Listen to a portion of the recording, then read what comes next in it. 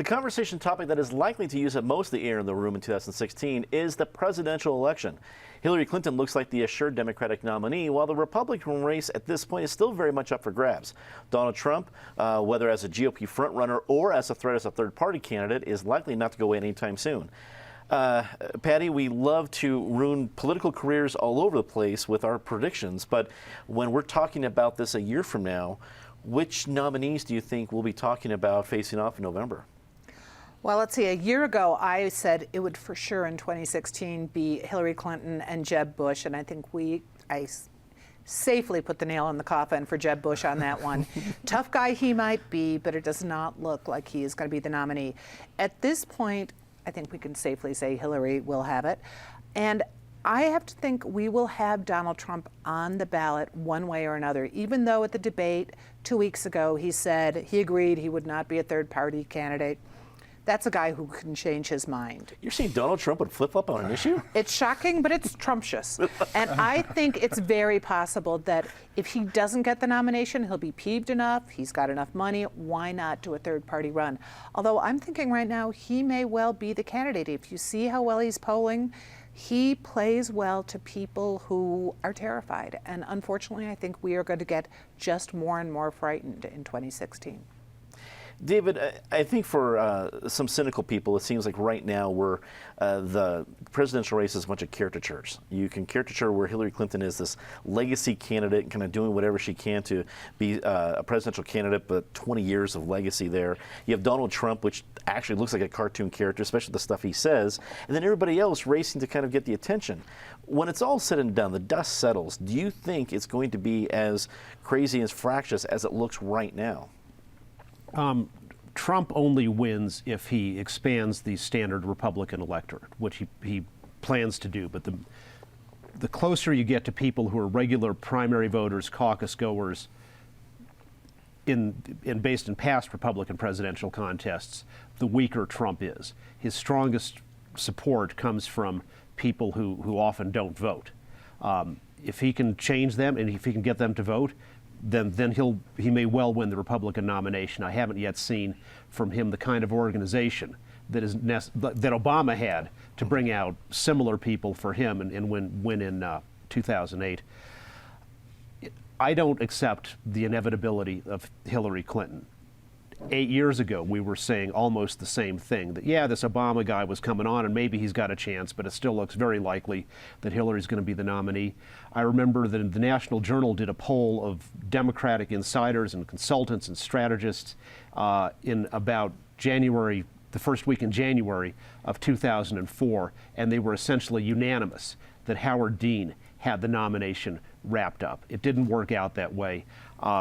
With my perhaps over-optimistic faith in America, I am going to be caucusing, as are all the other Democrats at the Independence Institute, for Bernie Sanders, because our view is he's not the head of a longtime head of an organized crime syndicate, which takes huge millions and millions and millions of dollars in legal bribery from foreign tyrants. So that gives him, in my view, a big leg up on the Democratic frontrunner, and I'm hopeful the rest of the Democrats will at least vote for somebody who actually has beliefs, consistent ones, and is not an organized crime boss.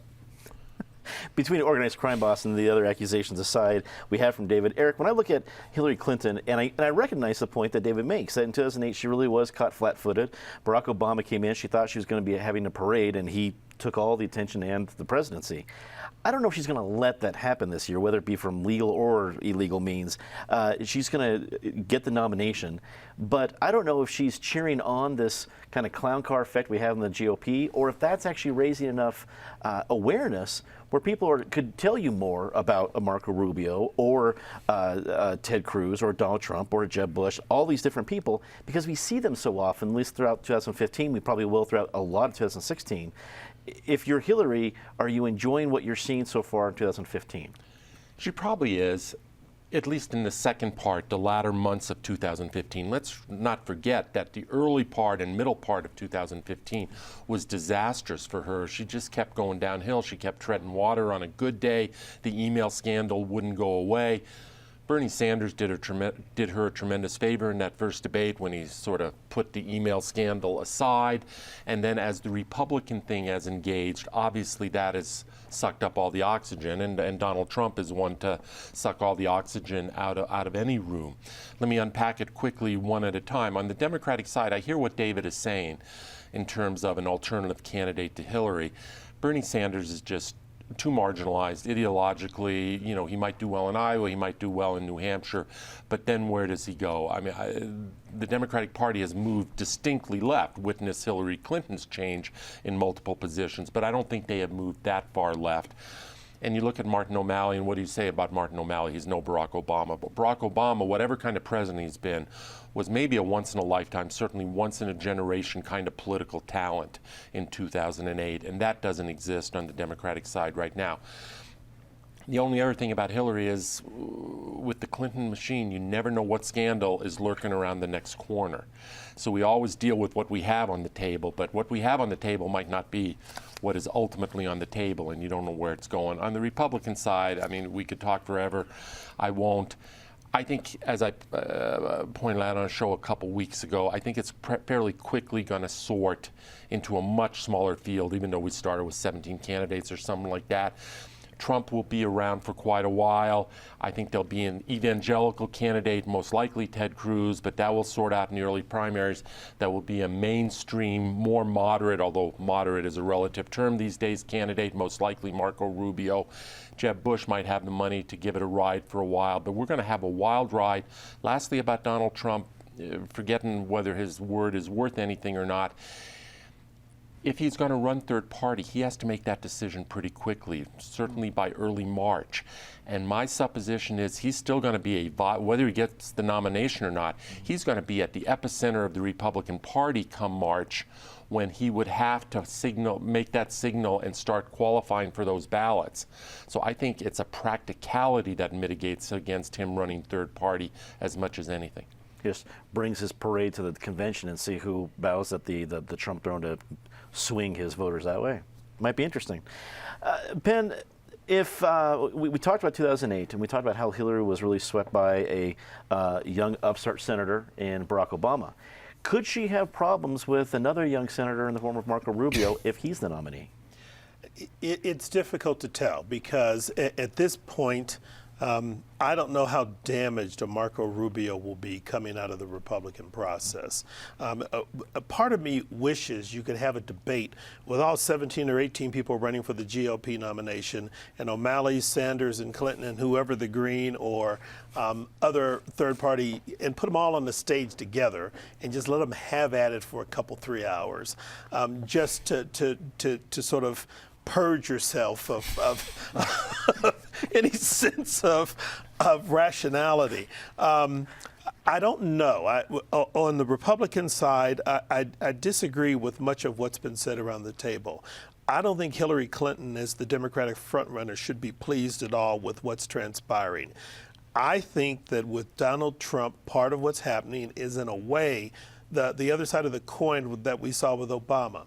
I think Trump is speaking to a certain part of the Republican Party that may not have been active in caucuses and primaries before, but will be now, because they're that agitated, they're that afraid, they're that entertained, that they, I think, are going to engage and show up and keep him afloat far longer than people think. I mean, a year ago, we thought this was ludicrous that Trump was even talking about running for president. He's the front runner, has stayed the front runner for this period of time. You know, all of the bad stuff we know about him, he's a serial bankruptcy filer. He cheats all of his, business associates. He sues all of his lawyers. All of the bad stuff is out there. And none of it has changed the way the press covers him or how people express their feelings about him.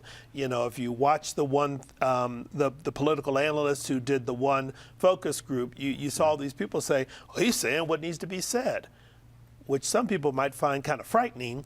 But I don't think that's as small a segment of the U.S. population or the Republican voting population as people will think. So I think he's going to stay around a while. and drive a number of these folks out of the race. Between Cruz and Rubio, I don't know who survives. Unfortunately, the way they handled themselves at the last debate, it's a zero-sum game for them. It's going to be one or the other, and that's the end of it. I don't know if Bush can sustain. I'm kind of surprised and look for somebody like Christie or Kasich may have the ability to just hang in there long enough, sort of as the voice of reason, like, okay, let's quit hollering and screaming and arguing. Let's talk about real policy or real issues and try to bring some folks back to reality. At the end of the day, I don't think the American voters are as liberal as Hillary Clinton and Bernie Sanders are, and I don't think they're as far right as Trump and the rest of the Republicans are. Nobody's speaking to the folks right now who are really going to make the decision, and that's what makes this all difficult to figure out. If Bernie Sanders could figure out a way to explain what he would do with some of the issues he's identified, he might resonate a little bit and give Hillary a real challenge, but his campaign just hasn't been able to do that yet.